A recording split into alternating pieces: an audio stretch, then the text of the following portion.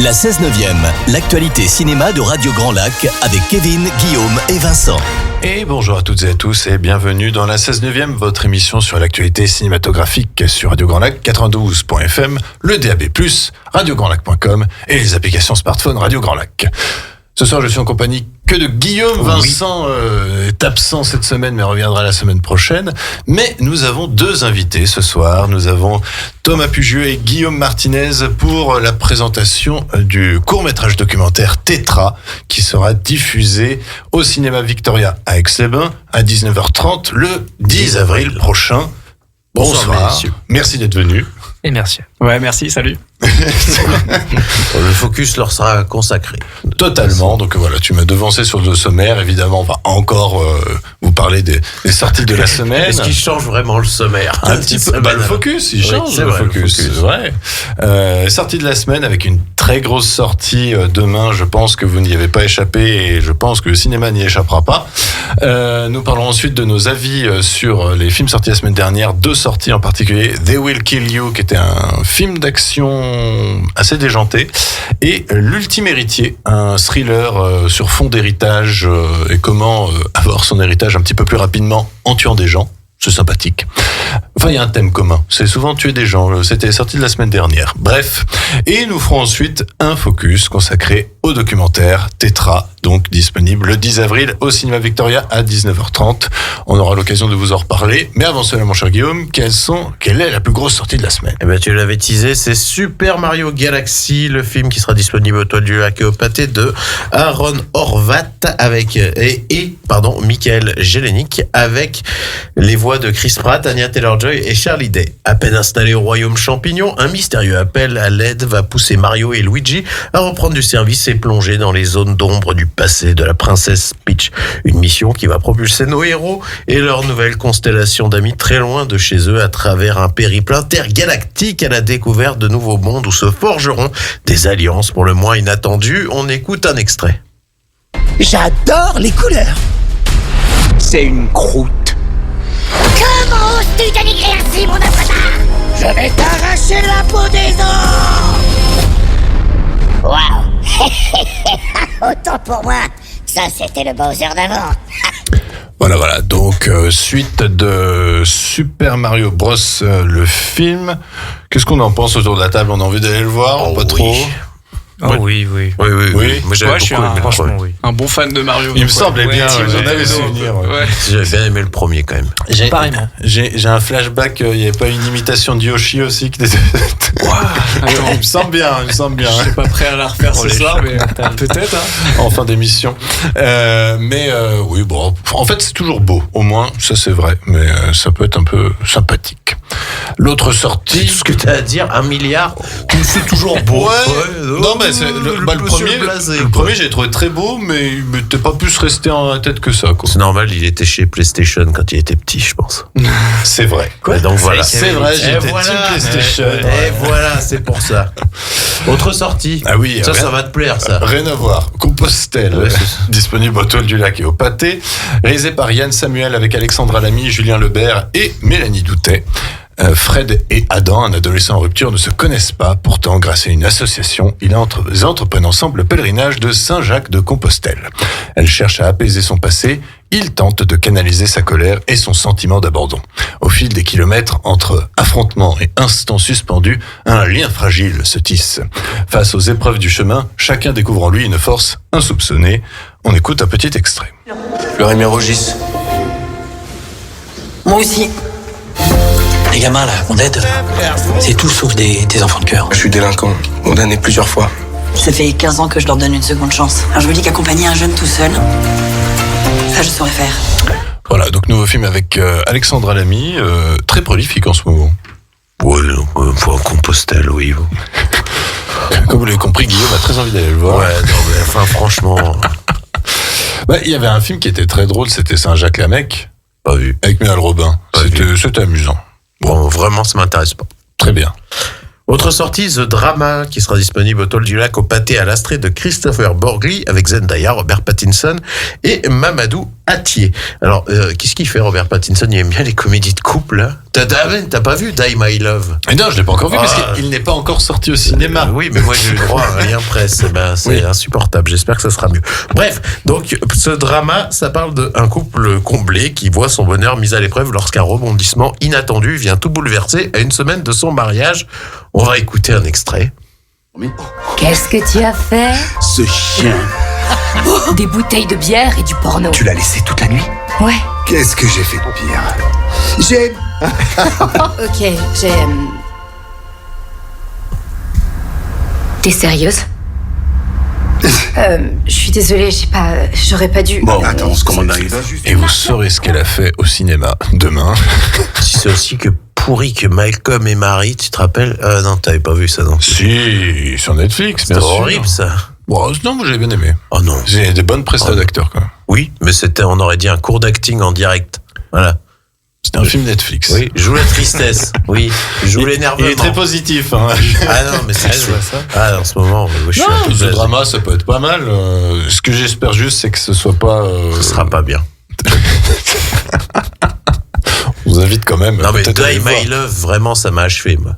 Bon, autour de la table, ça vous inspire pas plus Moi j'ai peur pour après, pour Ça Tetra. n'a pas été vu. Non. Non, par contre, je soutiens la confection artisanale, on va dire. Non, mais moi je pense que ce drama, ça peut être une petite surprise. Eh ben, va le une voir. petite pastille. Mais j'irai le voir, monsieur. Et autre sortie, tu vas me dire, c'est bien ça. En tout cas, le concept est pas mal. Oui, c'est Mauvaise vrai. pioche, sortie au Toile du Lac et au Pâté, et avec Gérard Jugnot, mais aussi Philippe Lachaud, Thierry Lhermitte et Zabou Bretman. Arrêté par erreur et confondu avec l'homme le plus recherché de France, Serge Martin, paisible retraité, devient la cible des médias. Pris dans un tourbillon sans fin, il va tout tenter pour prouver son innocence et retrouver sa vie, si c'est encore possible. C'est très librement inspiré de Xavier Dupont de Ligonnès. On écoute un extrait. Le meurtre de Brest. C'est une erreur, vous comprenez? Une erreur! Ça pue le fait divers, hein. J'espère pour vous que c'est vraiment lui. Parce que sinon, votre prochaine enquête, je vous envoie très loin. Au trou du cul du monde, je vous envoie.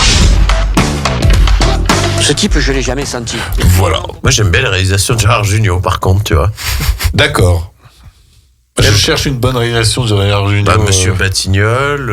Ah oui, c'est c'est vrai. lui qui a lancé Bérénice Bejo aussi. Meilleur espoir féminin. Celui qui avait fait Scout toujours. Oui, aussi, oui. Ça, c'était un souvenir gamin, ça, quand même. Mais Pinot aussi, simple flic. Non, Une époque formidable. T'as jamais vu ça? Non.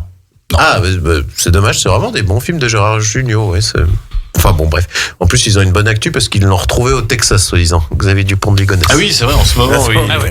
Il y a des rumeurs comme quoi...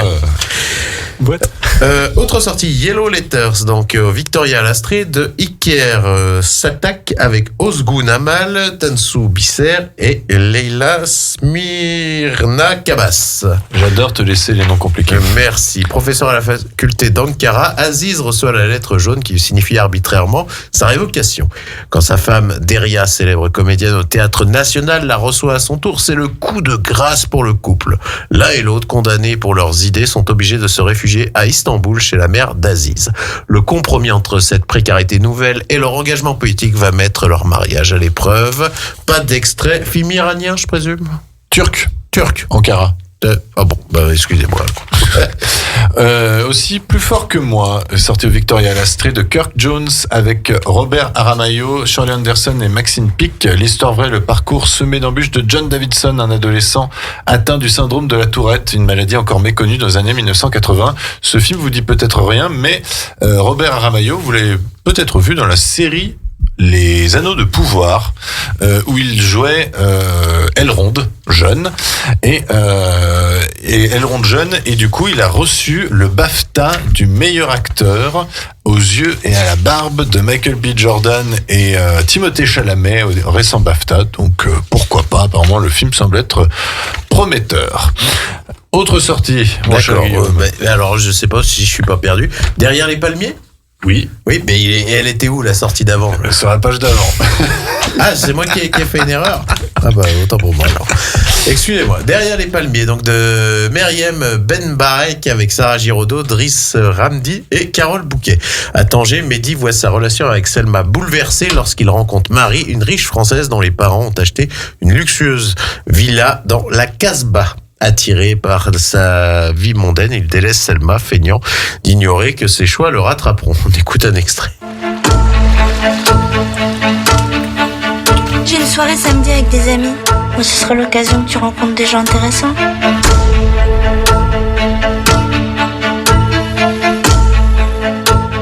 Bon, la musique est bien.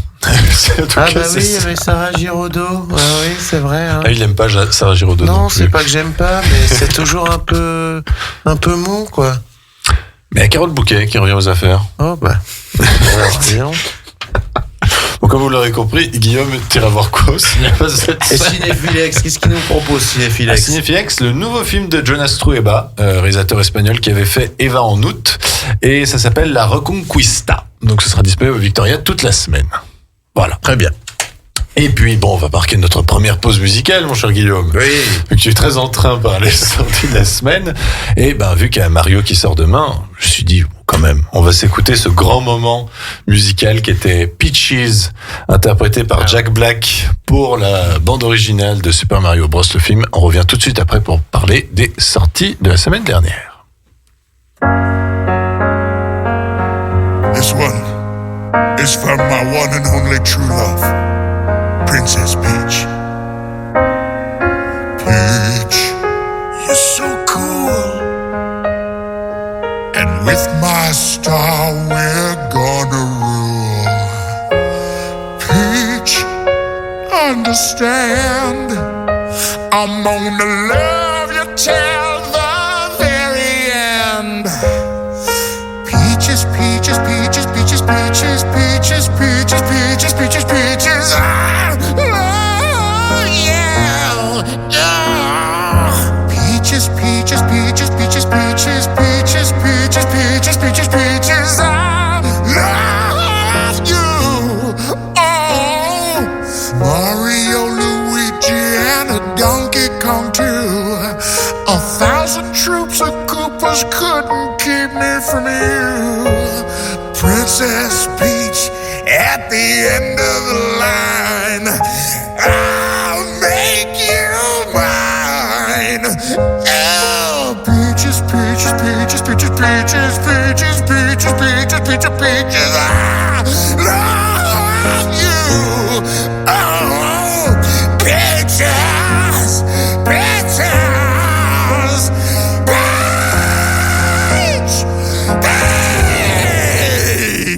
Vos émissions préférées, elles sont toutes sur Radio Grand Lac.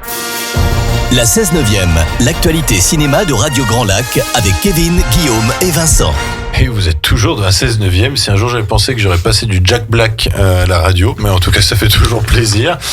Vous êtes toujours sur Radio Grand Lac 92.fm, le DAB+, radiograndlac.com et les applications smartphone Radio Grand Lac. Je suis toujours en compagnie de Guillaume. Toujours. Et ce soir, nous avons deux invités, Guillaume Martinez et Thomas Pugieux, pour le film documentaire Tétra, qui sera disponible au cinéma Victoria le 10 avril à 19h30.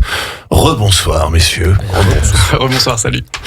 Et puis on va enchaîner après les sorties de la semaine, mon cher Guillaume. Nous allons bien évoquer les sorties de la semaine dernière. Mais avant cela, quels sont les films toujours disponibles en salle que nous vous conseillons? Eh bien, Le Marsupilami est toujours disponible en salle. Le film d'animation Jumper, c'est bien de l'animation Jumper. Oui, c'est Pixar. Oui, c'est ça, oui.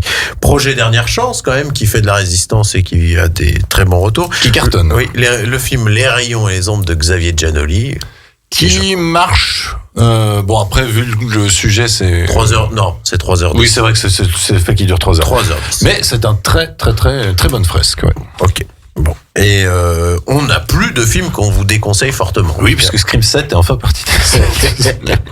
Mais tu vas nous donner ton avis sur les films que tu as vus la semaine dernière. Moi, la semaine dernière, j'avais vu Peaky Blinders. Je ne m'en suis toujours pas remis. Voilà pourquoi aussi je suis aigri ce soir. Toujours déçu. Ah, non, c'est catastrophique. Même je pire. crois que c'est l'avis général de c'est même Peaky pire. Blinders. C'est pour ça je sais pas si vous l'avez vu. J'attendais un peu pour le voir. Je suis très déçu. Déçu que tu sois déçu. Ah. Parce que j'en attendais quelque chose quand même. Ah bah moi aussi. Ouais. Bah n'en attends rien. Ça passera peut-être mieux. Ça passera peut-être mieux. Ça passera peut-être mieux. C'est pour ça que je suis autant aigri. Mais tu vas nous parler de They Will Kill You avec Zazie Beetz. Oui, et alors je confonds toujours Patricia Arquette. Sa sœur, c'est Rosanna. Je confonds toujours. C'est Patricia Arquette, celle qui joue dans Medium.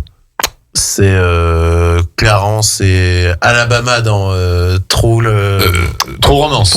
Tout à fait. C'est elle. Patricia Arquette. Pour un film, alors, le concept, vous allez me dire, on a l'impression qu'on a déjà vu ça 150 000 fois, c'est-à-dire une personne qui arrive dans un hôtel et elle se rend compte que tout le monde veut la tuer et du coup, elle va se battre contre tout le monde.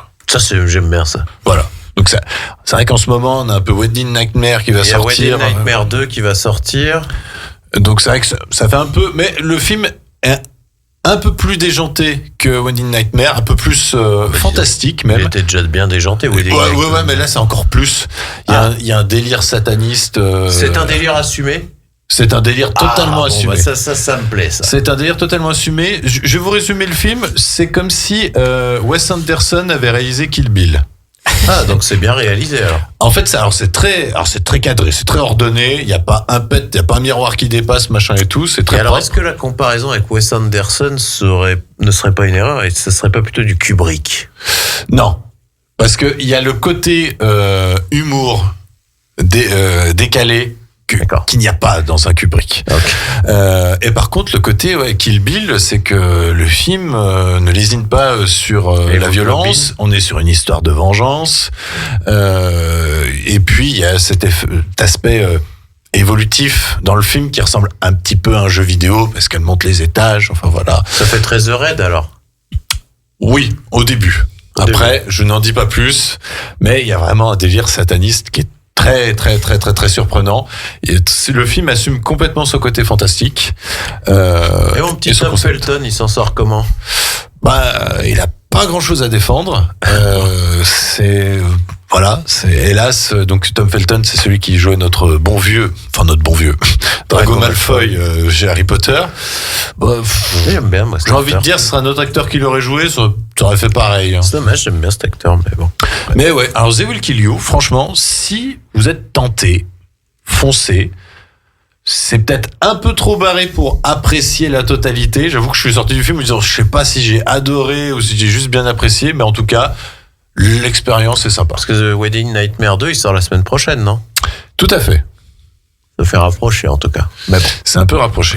Et l'ultime héritier, là? L'ultime héritier, on tue aussi des gens, mais pour un héritage cette fois-ci. Toi qui adore Glenn Powell. Moi, je suis pas fan, mais... c'est pas que j'adore. Oh, si, tu aimes. Non, je trouve le mec, il a un charisme. Il va avoir la carrière de Taylor Kitsch, moi, je pense. C'est pas faux. Je pense qu'il est, mais l'histoire est quand même assez sympathique, je trouve. Donc c'est une grande famille, c'est la plus grande famille, la plus riche des États-Unis. Ils ont 12-13 milliards de patrimoine, dirigé par Ed Harris, qui joue le patriarche, et il a en fait déshérité sa fille parce qu'elle était tombée enceinte hors mariage. Et du coup, Glenn Powell, c'est le gamin hors mariage. Et du coup, après la mort de sa mère, il se dit, de toute façon, je ne peux pas hériter de ma grande famille. Eh ben si, puisque le testament du patriarche prévoit que c'est l'aîné de la famille qui hérite. Du coup, le seul moyen, c'est de devenir l'aîné de la famille. Et pour cela, il faut qu'il tue 7 membres de la famille. C'est déjanté. Faut pas trop chercher du réalisme parce que un mec, n'essayez pas ça chez vous. Voilà, déjà. Parce que clairement, le FBI, ils sont quand même pas très finaux parce que quand même les morts se ressemblent un petit peu tous et les mecs, ils devraient se dire quand même, il y en a un qui gravit un peu les échelons, ça doit peut-être être lui, mais bon, ils sont pas plus inquiets que ça. Mais par contre, c'est assez fun, c'est très bien interprété par Glenn Powell et Margaret Qualley, qu'on aime bien depuis The Substance. Oui. Très bonne actrice. Et puis Jessica Henwick, que j'aime bien, qu'on avait pu voir dans Game of Thrones, et je n'arrive pas à retrouver un autre rôle marquant pour elle. Parce qu'il y en a plus. Il y en a plus. Mais si elle était dans Kunlun, là. Iron Fist. Voilà. Oui, enfin, c'est pas très marquant non plus. Non, elle a fait une courte apparition en Star Un et puis c'est tout. Je crois qu'elle a pas fait grand chose, hein. Et Ed Harris, qui est là pour véritablement 2 scènes, mais qui marque vraiment. Il a indéniablement une présence qui est incroyable. Donc c'est un bon film fun, déjanté, sur comment avoir un héritage le plus rapidement possible. Et j'aime bien le fait qu'il n'y ait pas de morale. Le film est totalement amoral, mais pas au point où vous le pensez.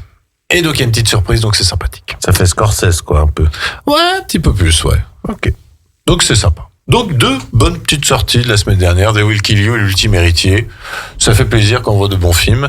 Est-ce que tu avais un petit conseil télé, Guillaume ? Pas du tout. Je regarde plus la télé dernièrement parce que je trouve que c'est... Il est aigri, Peaky Blinders c'est sorti. Oui, non mais vraiment, moi ça m'a mis un coup. Hein. Tu es en deuil de Peaky Blinders ? Bah oui, parce que je suis en train de revoir la série en plus en même temps. Bah vraiment, oui.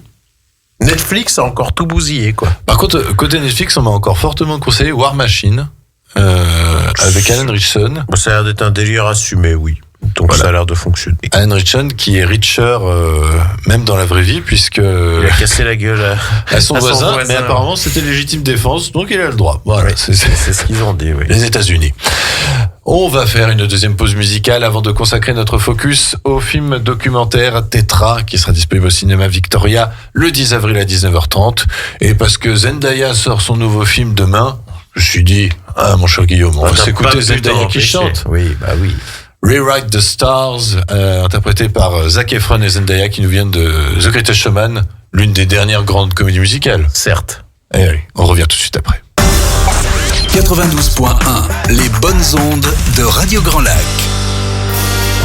La 16/9e, l'actualité cinéma de Radio Grand Lac avec Kevin, Guillaume et Vincent. Et rebonsoir à toutes et à tous, vous êtes toujours dans la 16/9e, votre émission sur l'actualité cinématographique sur Radio Grand Lac, le 92.fm, le DAB+, le radiograndlac.com et les applications smartphone Radio Grand Lac. Je suis toujours en compagnie de Guillaume. Oui. Vincent nous reviendra la semaine prochaine. Il n'est pas arrivé entre-temps. Voilà. Il n'est pas arrivé entre-temps.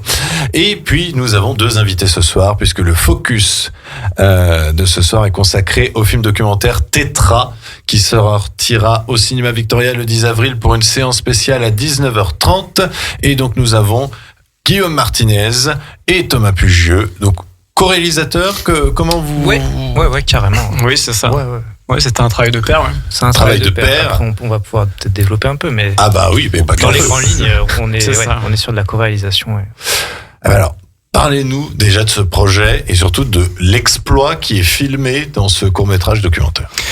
Ouais, Tetra, ça retrace cette journée du 6 septembre 2025, donc ce jour où j'ai donc traversé le lac du Bourget à la nage, dans sa longueur, et fait l'ascension du Revard pieds nus, voilà, en une seule journée. Ok. Voilà. Alors, la première question, parce qu'elle est inévitable. Oui. Pourquoi pieds nus ? Ça, je m'attendais beaucoup. Ouais. Pourquoi pieds nus ? Je pense que Tetra, c'était aussi un moyen de se rapprocher, de manière générale, de se rapprocher de l'environnement, donc d'être au plus proche du sol, de se rapprocher aussi des mouvements, on va dire, fondamentaux, le fait de nager, marcher, des choses qui sont, nous, biologiquement accessibles à l'humain. Et puis se rapprocher des gens aussi, parce que je l'ai fait certes seul, à nager et à courir, mais j'étais accompagné et ça a été d'une grande force d'être soutenu et suivi ce jour-là. Ouais. Accompagné par une équipe technique ou d'autres gens en dehors Oui, bien sûr. Donc il y a eu plusieurs équipes techniques, notamment Guillaume qui est là, qui a cadré toute cette journée, et Benjamin qui a pris le son aussi, donc l'équipe technique pour couvrir la journée, et puis l'équipe aussi pour la logistique. Ah oui. Parce que manger, nourrir, c'est difficile de se ravitailler tout seul, en tout cas d'être accompagné en bateau, en kayak. Donc j'ai été suivi tout le long de la traversée, que ce soit sur l'eau ou sur terre. Donc ça a duré combien de temps le tout on a démarré. Je crois que tu en as eu pour 9 heures de traversée, à peu près 9h13, je crois. Ouais, je crois que c'est comme ça. Ou alors c'est 3h13 de montée, mais en tout cas 9h quelque chose de traversée, une demi-heure de pause, arriver au motet, et ensuite 3h et quelques de... Ouais, 3h et quart, je crois. En tout cas, marche. Ouais. On a démarré à 7h. On a démarré à 7h. T'es rentré dans l'eau à 7h. Et puis arrivé là-haut vers 20h. Même. 20h30. Ouais, voilà. Et comment on se prépare à une telle ascension, enfin un tel exploit sportif, j'ai envie de dire. Déjà rien que pour marcher pieds nus, j'imagine que tu as dû le faire pas mal de fois en amont. Ouais, c'est déjà une approche à laquelle j'étais, on va dire, un peu confronté, habitué avant. Donc je me suis déjà mis des défis de cet ordre-là, de faire des choses, on va dire, avec une approche minimaliste, notamment pieds nus. Donc il y avait une préparation, certes, pour marcher et courir pieds nus. Il y a eu un peu plus de prépa pour la nage, ouais. Oui, j'imagine. 17 bornes, c'est ça? Ouais, c'est ça, exactement. 17 kilomètres, ça. Allongé un peu, bien que la portion, on va dire, le segment sud-nord fait 17 km, mais on a un peu débordé, donc dérivé, donc ça a rallongé un peu la distance, mais c'est ça, ouais. Il y a d'autres conditions autour de l'exploit. Enfin, du coup, tu as fait l'ascension pieds nus, mais est-ce que tu t'es mis d'autres conditions aussi sur la nage ou après le reste était assez libre? Contrainte, oui. Bon, il y avait non, en tout cas, il y avait cette contrainte de faire la traversée sans combinaison. Oui. Il se trouve que j'avais une combinaison et j'étais bien heureux d'en avoir une. Il faisait froid par rapport à... Ah oui, d'accord, ouais. Je sais pas, en tout cas, il y a eu une contrainte qui a fait que ça a été plus difficile que prévu, mais c'est aussi ça l'aventure. Et mais en tout cas, non, pas plus que ça, ouais. Et je pense que déjà d'enlever une paire de chaussures et ça a rajouté une contrainte, bien que. Oui, j'imagine. Et la motivation, en fait, de faire ça vient d'où, de base? Parce que d'office, quand Kevin m'a parlé de projet, je me suis dit, ça se trouve peut-être l'inspiration. Il y a Inoxtag là qui avait fait son documentaire. Oui, Kaizen. Kaizen, tout ça. Je me suis dit, est-ce que c'est ce genre de choses qui a inspiré tout ça? Enfin, lui, avec des chaussures, il est nul. Donc, Ou puis il y a une équipe autour. Enfin, voilà, mais toute raison gardée, je veux dire. Mais est-ce que c'était... Non, je pense que ça naît de plusieurs choses. Je pense déjà, je peux faire un rapport avec la discipline sportive qui s'appelle le parcours. Donc je pars un peu d'ici, de cette discipline qui repose sur le fait de pouvoir, en tout cas d'interagir avec son environnement, donc courir, sauter, grimper, et simplement en utilisant son corps. Donc je pense que le parcours a éveillé cette idée-là d'aller un peu plus loin que de simplement grimper sur des obstacles, mais simplement aussi revenir à des choses plus simples, qui est de courir, qui sont de nager, qui sont de l'ordre de choses plus naturelles, et puis une volonté aussi peut-être de, entre guillemets, ralentir un peu, bien que je suis pas quelqu'un qui soit dans l'excès d'aller à fond, mais en tout cas d'être dans une démarche et de ressentir un peu plus, et dans le parcours c'est déjà le cas, et je voulais quelque chose d'un peu plus ancré, on va dire. Et donc après ce désir d'aventure, il est là depuis très longtemps, donc ça naît entre ce besoin de bouger, de m'exprimer avec le corps, et de créer des aventures, créer des histoires. Ouais.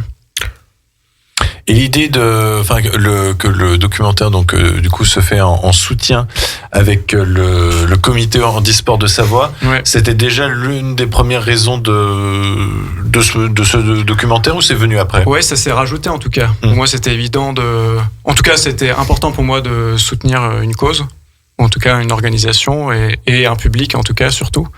Donc ça s'est rajouté tout naturellement dans le projet. Ouais. Et l'idée même en soi que cet exploit soit un documentaire, c'était déjà à la base ou c'est arrivé un peu plus après dans vos discussions? Je pense que... Enfin, Thomas, il a fait son chemin mental de se dire « Ok, je vais traverser le lac, je vais gravir le Mont Revard, etc. » Et je pense qu'en parallèle, on commençait déjà à avoir l'idée de faire un documentaire ensemble qui devait parler du mouvement et inclure cette période où tu traverses le lac et les images, en parler un petit peu. Mais en fait, à la base, on ne devait pas faire un documentaire axé que sur l'exploit. Il devait faire partie d'un projet de documentaire avec des interviews qui vient parler du mouvement en général.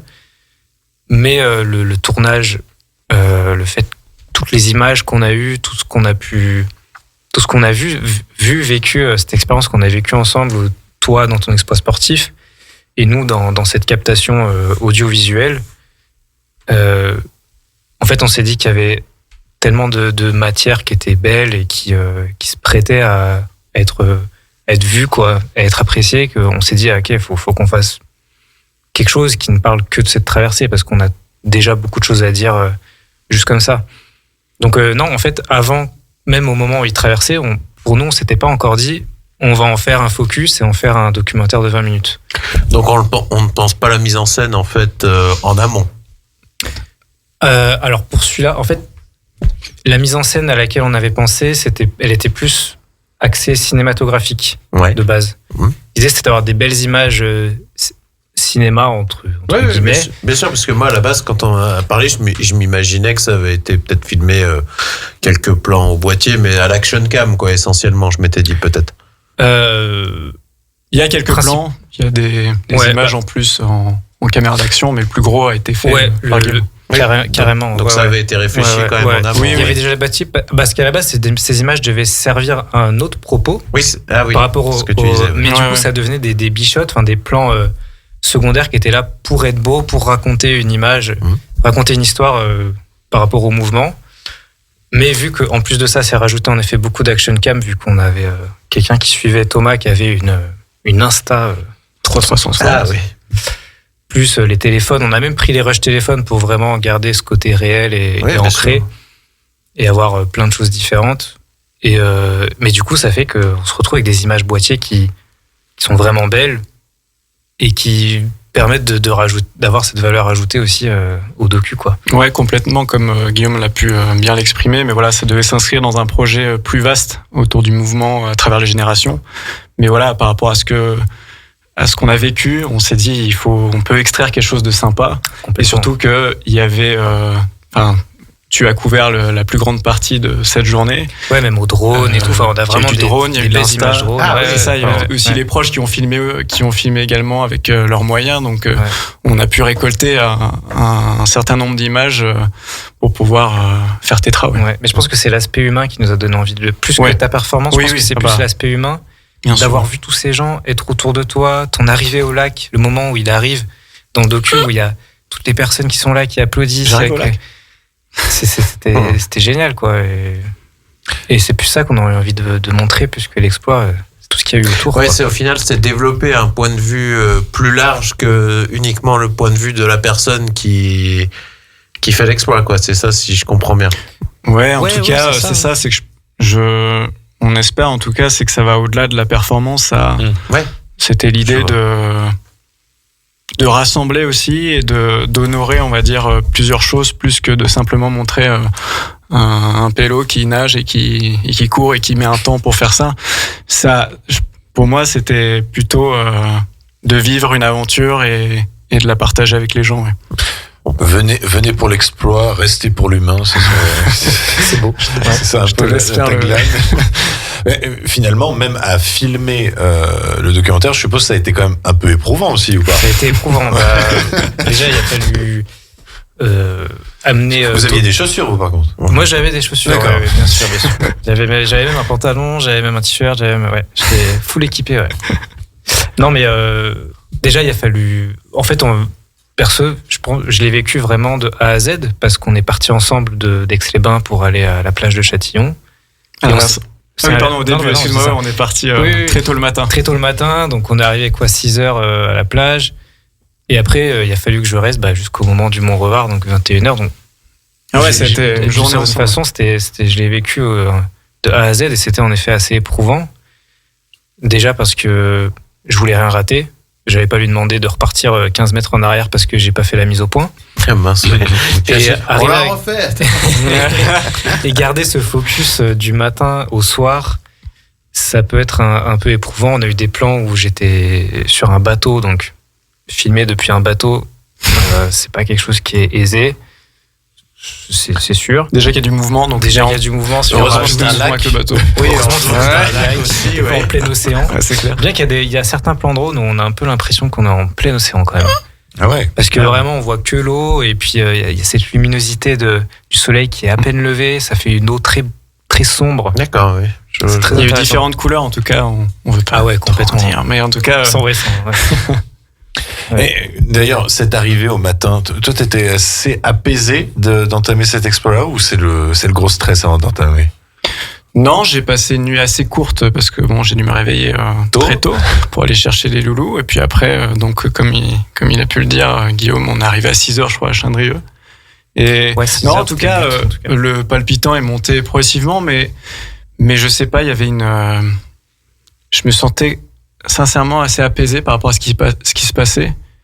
Et je savais pourquoi j'étais là aussi, je sais pas comment l'expliquer.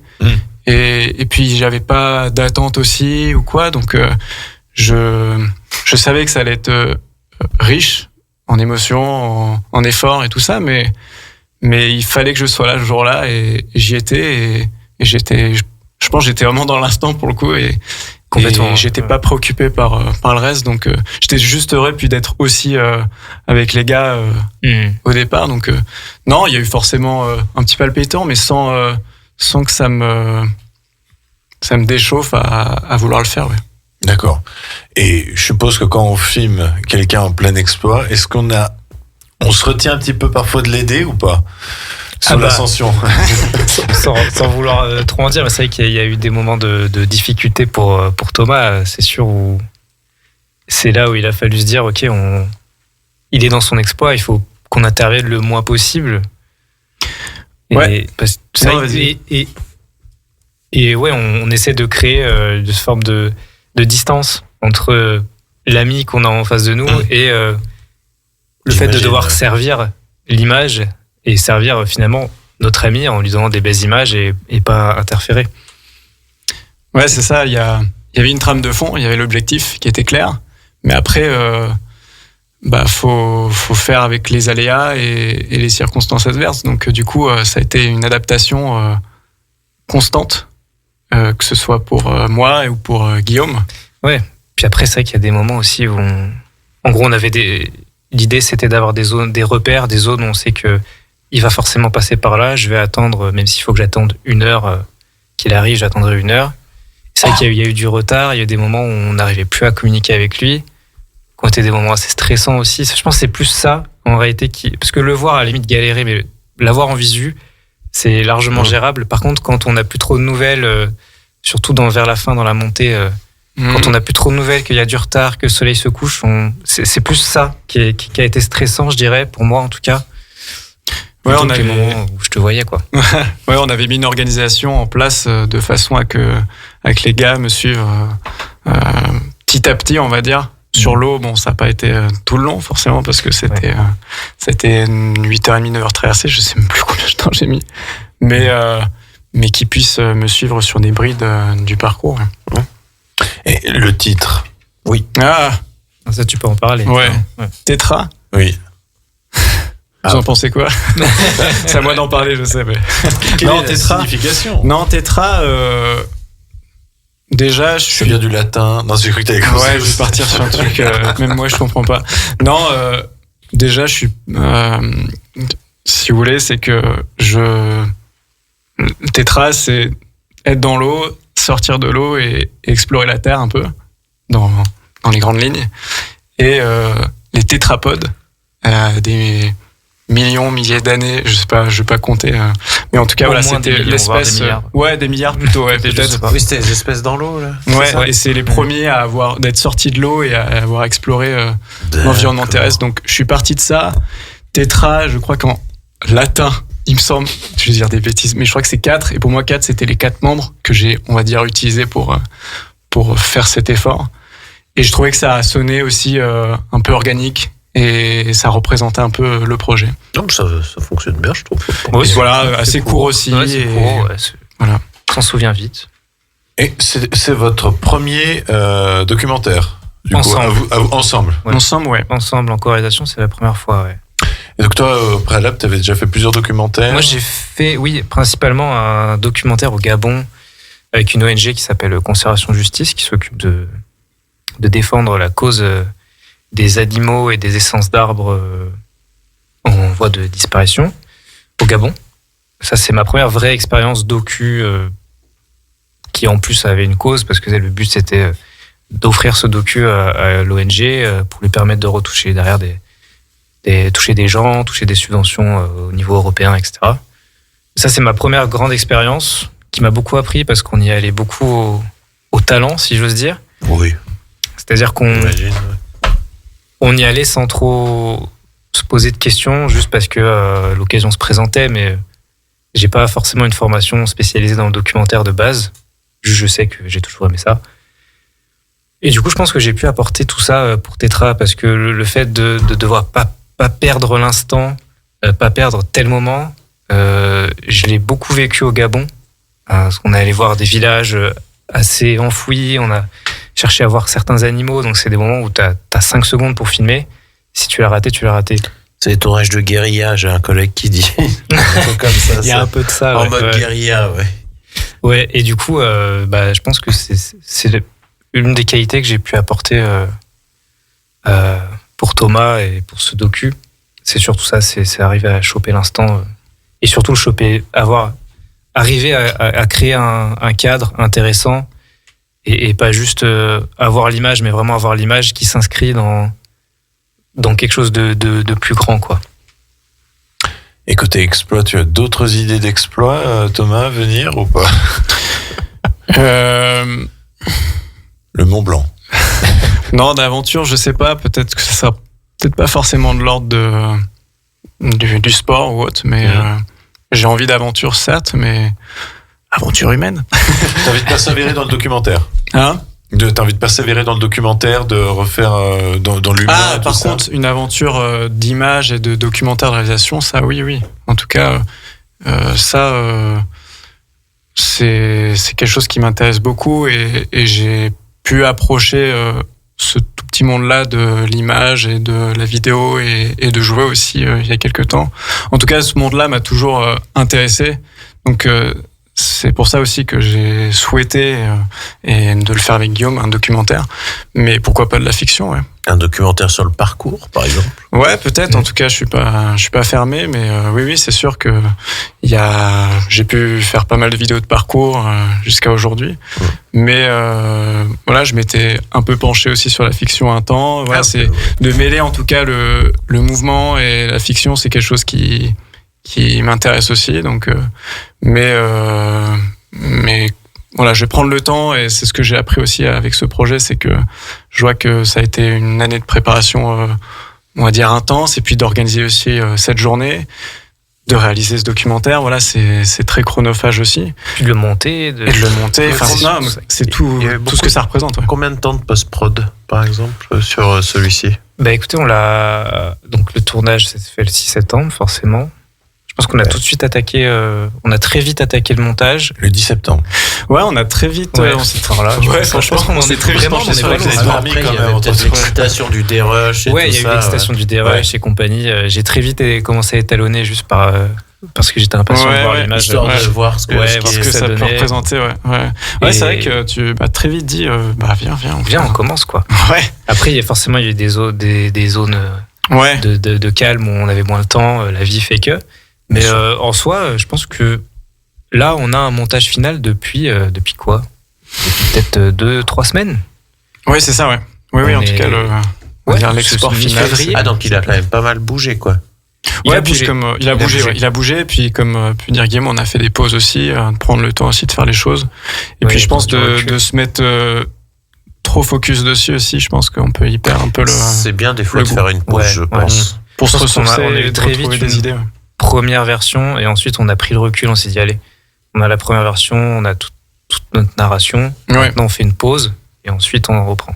Et c'est vrai que moi j'embête Guillaume, mais c'est vrai que j'ai beaucoup ce souci du détail, donc c'est vrai que je reviens dessus, je dis à Guillaume, en fait il y a peut-être un plan que je verrai comme ça, ou une couleur que je verrai ainsi, donc j'ai un peu ce souci là, donc mais en tout cas il est patient. Et puis il y a eu un gros travail de son qui a été fait aussi. Et on va surtout mettre en avant le travail de Ben qui a pris le son, Benjamin de Ben qui a pris le son. Qui a fait un gros travail du son. En soi, on a tous été un peu dans un espèce de wagon ensemble qui a commencé le jour où il a plongé dans l'eau, quoi. Ouais, en tout cas, on revient à peine d'arriver à destination, je pense. Ouais, et puis c'est ça. Non, tout ce qui est fou, c'est d'avoir été sur, d'avoir travaillé avec un réalisateur, d'avoir travaillé avec un ingé son, d'avoir travaillé avec une voix off, voilà, tout ça, il y a eu vraiment une éruption d'idées d'un volcan, enfin d'un truc où moi j'avais tellement d'envie de faire quelque chose avec du relief que pas juste montrer encore une fois une performance ou un exploit, je sais pas comment on peut appeler, bref. Non, mais oui, ça a été riche aussi pour moi, cette expérience de déléguer un certain nombre de choses et de faire appel aussi à des gens qui sont passionnés et talentueux dans leur activité. Donc je découvre ça vraiment avec ce projet. Ok. Et bien, du coup, on va parler aussi de vos activités respectives. Thomas, tu donnes des cours de parcours. Ouais, c'est ça. Je donne des cours, des stages de parcours, surtout pour les jeunes en milieu extérieur, donc que ce soit en milieu urbain ou naturel. Donc voilà, je savais pas qu'il y avait des cours. Surtout avec Aix-les-Bains, je suppose. Je fais pas forcément Aix-les-Bains, en tout cas, je peux être amené à bouger. Les meilleurs spots, c'est. Les meilleurs spots. Ouais, bah Aix, il y a des bons spots en vrai. Venez à Aix. Non, mais je peux être amené à bouger un peu en Savoie. En tout cas, j'ai réduit ce périmètre-là, Savoie. Et j'ai pu très bien proposer mes services pour des structures d'accueil pour jeunes, des MJC, tout type de structures en tout cas, qui veulent proposer du parcours à leur public. Donc je fais ça, c'est une de mes casquettes en tout cas. S'il faut s'inscrire et tout ça, est-ce que tu as un lien ou... DM Insta, aujourd'hui c'est vrai que j'avais un site que j'ai supprimé, mais en tout cas on peut me trouver sur les réseaux avec Instagram, Thomas Pugieux, et n'hésitez pas à me contacter. Et du côté de Guillaume, côté réalisation vidéo, on parle un peu en off de courts-métrages verticaux. Ouais. Qu'est-ce que tu peux nous dire d'autre ? J'ai lancé il y a peu de temps, là, en début d'année, ce concept là, de courts-métrages verticaux. Et je vais en sortir un 3e, là, je pense, soit cette semaine, soit la semaine prochaine. Et j'ai dans l'idée d'en faire de temps en temps. L'idée, c'est juste de faire des petits courts-métrages avec peu de budget, mais qui racontent des histoires rapides, entre 30 secondes et 1 minute. Ça se passera tout sur mon Instagram, gmartinez.move, tel le format. On vous mettra tous les liens en description de la vidéo du replay YouTube. Yes. Nous vous rappelons le replay sur la chaîne YouTube de Radio Grand Lac. Voilà. À côté de ça, je travaille aussi beaucoup dans l'ombre. Là, je suis en train de composer ma première BO de film, ma première musique, premier scoring pour un film d'horreur qui sortira normalement sur Prime, peut-être courant 2027, parce que d'abord il y a le festival. Oui. Et à côté de ça, je vais réaliser mon premier court-métrage depuis bien longtemps ce mois-ci. Et puis on verra, je me prends plus trop la tête, je suis plus trop à chercher à forcément faire de l'argent avec ma passion. C'est le plus important, je pense. Je pense que le plus important, c'est juste de faire en sorte que ça reste une passion le plus longtemps possible. Exactement, je pense aussi. Ouais. J'en suis là, à 30 ans dans ma vie. Je me dis, bon, ça a toujours été une passion, j'ai envie que ça le reste. Donc j'ai continué à en faire, kiffer, coûte que coûte. Ouais, voilà, c'est ça.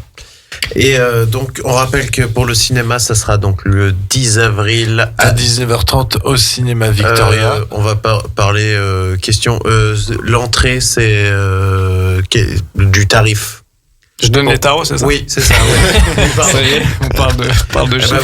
Ça y est, il faut un petit côté un peu. Bien sûr, l'entrée à partir de 10 €. Il faut savoir que là, à partir d'aujourd'hui, tout ce qu'on récolte sera directement reversé donc au comité handisport Savoie. Voilà, donc ce n'est pas dans les poches de nos chers réalisateurs. Voilà, vous soutenez une cause en venant voir Tetra. Et en parlant de la projection, il y a une petite appréhension ou pas avant la projection, ou vous y allez totalement apaisé ? Est-ce que vous avez déjà montré un peu le court-métrage en amont Je pense qu'on en est assez fiers pour être apaisé.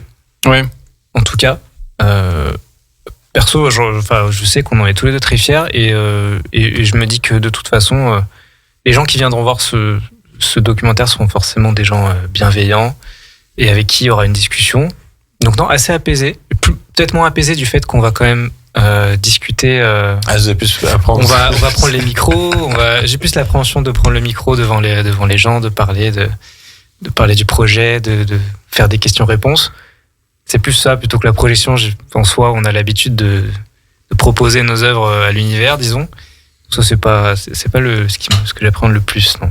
Ouais, il y a que de l'amour, mais en tout cas, pour ma part, je pense que ça fait beaucoup de choses parce que c'est pas une fiction. Je me mets quand même en avant. Il y a quelque chose de l'ordre de l'intime aussi. Bien sûr. Donc c'est vrai pour toi, ouais, carrément. C'est vrai que d'assumer cette posture le jour J, on verra. Mais j'ai hâte et à la fois il y a un peu d'appréhension aussi. Je le cache pas. Mais je sais qu'il y aura les proches et donc il y a que de la bienveillance et que comme l'a pu dire Guillaume, on est très heureux de ce qu'on a fait. Donc moi, c'est la première fois que je projette une œuvre comme ça dans un cinéma, donc ça, c'est aussi impressionnant déjà par ça, le fait qu'il y ait des gens qui viennent soutenir ce projet, ouais, c'est beaucoup, je pense. C'est beaucoup. Donc, je suis pas habitué à ça, mais je suis heureux de ce qui arrive. Ouais.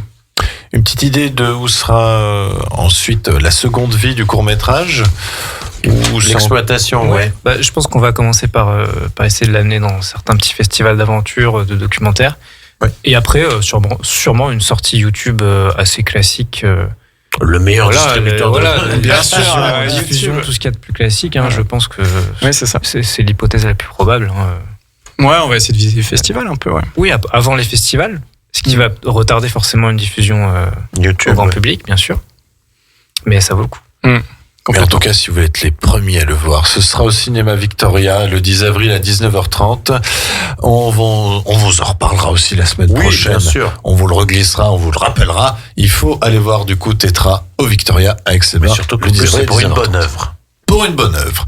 Eh ben, je vous remercie, les amis, d'être venus Merci pour nous beaucoup. présenter Merci à vous, ce ouais. documentaire. C'est déjà la fin de l'émission. Eh Côté oui, mon programmation à la radio, demain, pas mal d'émissions. On a Yann la Joie présenté par Laura de 11h30 à midi. On a le jeu du mouvement présenté par Joe de midi 15 à midi 30. Destination Bien-être présenté par Anaïs de 13h à 14h. Et on finit par Eurohit présenté par Sébastien de 20h à 21h. Et on va se quitter sur une dernière chanson, une dernière musique. Et ça m'a un petit peu fait penser, cet exploit, tout ça, à un film que j'apprécie beaucoup qui s'appelle Wild. Je ne sais pas si vous l'avez vu, ou c'est du coup la... Into the Wild? Non, The Wild Oui, tout oui. court. C'est une fille, ouais. Reese Witherspoon. Et donc c'est aussi un exploit en lui-même. Et la chanson principale du film, c'est Simon and Garfunkel, El Condor Pasa. Et je trouve que c'est une magnifique chanson. D'ici là, passez une bonne semaine, portez-vous bien et surtout, allez au cinéma. Bonne Ciao, soirée. ciao.